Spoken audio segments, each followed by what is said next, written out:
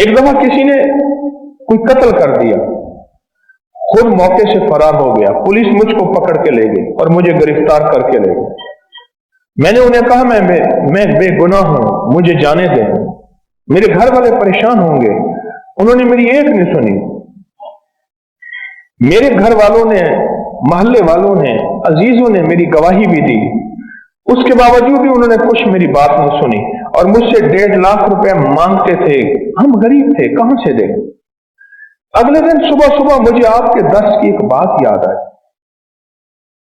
अब सुने, अब देखें, रूह के सफर का थोड़ा सा मुसाफिर था, मुश्किल आई तो एक बात याद आई। अब बात क्या है सुनिए।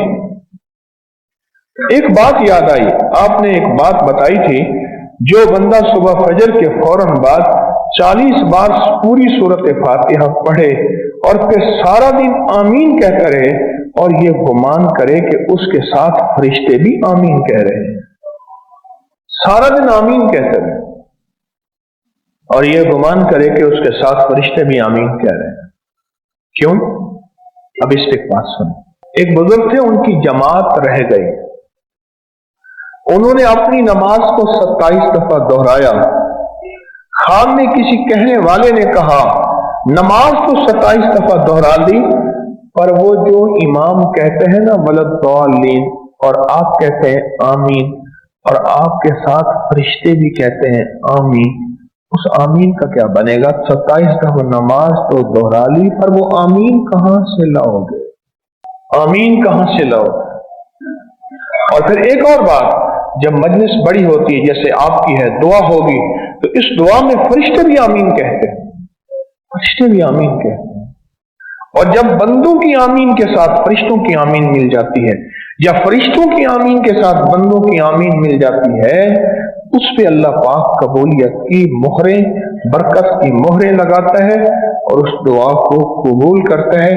ये वो चीज जो मैंने अर्ज की थी, उस बंदे को याद आई, इस बंदे को वो चीज याद आई। कहने लगे मुझे हवालात में 8 दिन गुजर गए। मैं एक चीज कहना भूल गया था, हवालात में 8 दिन गुजर गए, 1.5 लाख मुझसे मांगते थे, मैं बेगुनाह था, मेरा उस केस से कोई ताल्लुक नहीं था। अगले दिन सुबह मुझे अचानक आपका दर्स याद आया कि जो बंदा नमाज फजर के बाद 40 बार सूरत अलहम्द शरीफ पढ़ेगा और सारा दिन आमीन कहेगा, तो और ये गुमान साथ रखेगा कि फरिश्ते भी मेरी आमीन के साथ आमीन कह रहे हैं, तो उसका काम हो जाएगा। ये जो हम नमाज के बाद हल्की आवाज में दिल में आमीन कहते हैं, ये लफ्ज आमीन भी इसमें आज़म है।